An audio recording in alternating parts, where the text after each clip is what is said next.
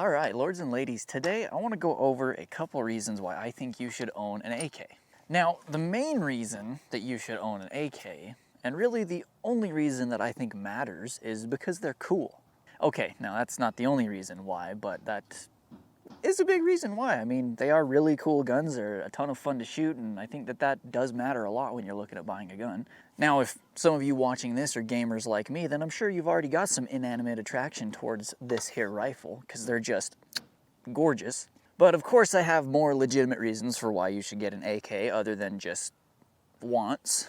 The first of which being reliability. Now, if you were to ask an AK aficionado what makes AKs better than anything else, probably the first thing they're going to tell you is that the reliability is just untouchable. Now, of course, people are arguing online all the time about whether AKs are more reliable than ARs or not, and while that may be true, that's not what I'm here to talk about today. I'm not comparing this to ARs, I'm just telling you what makes this gun really good, and of course reliability is probably the thing that the AK is known the best for.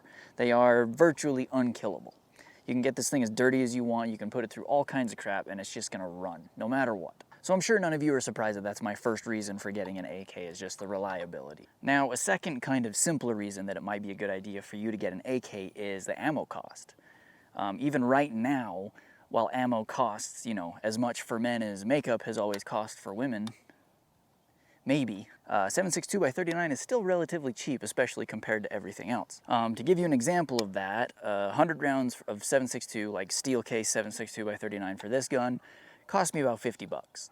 Whereas the equivalent, if I was to get like 100 rounds of Winchester 55 grain 223, cost me 80, 85 bucks. So it is a good bit cheaper to shoot ammo out of this than it is to shoot ammo out of my AR. So that means that for the same amount of money, I can get more rounds through the gun, I can get more time on the gun, I can get more training in, which is really awesome. So that's just something to take into account if you're in a place where you just don't have all kinds of money to drop on ammo all the time. Having an AK, even though the upfront cost might be a lot, over time, the ammo is cheaper than pretty much everything else. Now, those first two reasons are good enough on their own, but I highly doubt that's the first time you've heard those reasons for getting an AK before. But I want to talk more about the training side of having an AK and why I personally think having an AK actually makes you a better shooter and helps your training even with other firearms other than the AK. Now, pretty much the main reason that I personally got an AK was so that I could have a different platform to train with other than an AR. Say that you have your one AR that you've built as kind of your main rifle, and you go out and you shoot that 2-3 times a month, and you're getting pretty good with it. That's great. I'm not saying there's anything wrong with that, but eventually you do get to the point that you kind of stop progressing with that specific setup. If all you ever shoot is 2-2-3, then you're really not going to learn to control recoil better. Now, with something like this that shoots 7.62 by 39, I'm going to get a lot more recoil because that caliber just has a lot more energy behind it than a 2.23. So if I go out and shoot this a lot, then that teaches me to manage recoil better, and that directly carries over to when I go back and shoot my AR again. But it's not just about recoil, it's also learning different fire controls, learning different, magazine controls for reloading and stuff like that. Feeling a different recoil impulse altogether from a different rifle, learning how to hold the gun a little bit differently, maybe your optic is in a little bit different spot and you have to put your head in a little bit different spot to shoot it. All those things make you a better shooter overall. So while of course the reliability of an AK is awesome, the ammo cost is great, I think the main reason that you should be interested in getting an AK is so that you can get some time on a different platform and learn to be good with something other than just the average rifle setup that pretty much everybody runs. And while I talk about learning a different platform, I don't just mean learning to shoot the different platform. I also mean learning like how it works, how to field trip and take it apart, how to maintain it if you need to, which it's an AK, so you might need to. But just learning, this is the gas tube, it's a piston-driven gun, this is the bolt carrier group, that kind of stuff, learning how to customize it. Obviously, I didn't buy this rifle this way. I put this handguard on it, I put this stock on it, I put the grip on it to better fit what I wanted it to do. And I had to learn about this gun to be able to put all these parts on and change everything out the right way. And, having that kind of knowledge under your belt is never a bad thing. Now, of course, talking about an AK, you have to talk about the bullet that it shoots. In this case, this one is chambered in 7.62 by 39.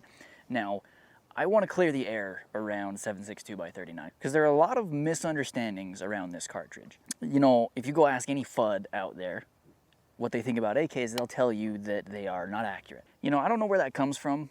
I think there's a couple different places where people kind of got the idea decades ago that these just were not accurate rifles, but that's just not true. You know, when you really think about it mechanically, this is no different as far as accuracy as any other semi-automatic rifle. This barrel is made with modern machining techniques the same way that a barrel for an AR is made. And so then you just got to think about the cartridge itself, 7.62x39. Well, it's a 30 caliber bullet.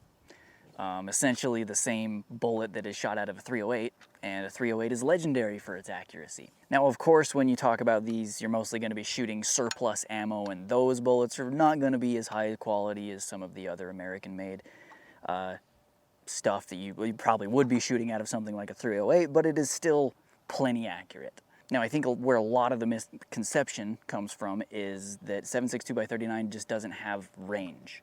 It's a very big, heavy bullet for a rifle of this size, and having that bullet in a smaller case means that it doesn't have enough power behind it to really get it moving. Now, when I say that, that really just means that this cartridge is not made to shoot out, you know, past like 200 yards. You know, and depending on the rifle you're using and the ammo, 200 yards might even be a bit of a stretch for one of these if you want to be accurate. However, inside 200 yards, the 7.62x39 is absolutely devastating. This cartridge just has a ton of knockdown power, being a big 30 caliber slug. So really, AKs were never made to be long-range guns in the first place. The AR is made to be kind of a jack of all, where you can have builds for close range, you can have builds for medium range, you can even build them to shoot out to 1,000 yards if you want to. Not going to be super effective at that distance, but they'll still be relatively accurate. Stuff like that is not what this gun was made for. This gun was made for close to mid-range, and that really is what it's good at. So don't go getting an AK expecting to be reaching out to 500 yards with it. These things are made to be used close up. So if you're going to get an AK in 7.62x39, you really don't need anything other than a red dot on it, because a red dot's going to serve you great out to the distances you're going to be shooting a rifle like this. And of course here, that's what I built this rifle for. I built this rifle for close to mid-range. This has a 13-inch barrel with a pin and welded flash hider on the end to get it as short and manageable as I could, while of course keeping it legal because, you know, ATF and all that. Because in pretty much every situation that I'm going to be in with this gun, I'm going to be up close, shooting up close, and I'm not going to need those extra inches for velocity or anything like that. At least that's what I tell my girlfriend. Because it's not about length, it's about how you use it. Sometimes it's about length, though. Now, if you guys are interested in this specific rifle that you saw me shoot earlier and that I've been using as an example throughout this video, I'm going to be doing a video later on breaking down this build. I just haven't had enough time on the gun yet, or enough rounds through it to really feel comfortable talking about it yet. I also will be making a couple more changes to this rifle to get it exactly how I want it, so it's not really ready to make a video on yet, but that will be coming sometime. Anyway, guys, that is about all the wisdom that I have got for you today. And if you did enjoy this video, I'd really appreciate it if you could go down below and leave a like on it. That might, if we get enough likes, make YouTube actually recommend this to other people, you know, having to do with guns and all that. YouTube's not the biggest fan of that, you know, for some stupid reason. But we'll still do what we can. And if you guys enjoy these videos where I put a bunch of holes in cardboard and then talk about the very expensive toys I bought to put holes in cardboard, then subscribe. Also, make sure you tip your server and hold open doors for women.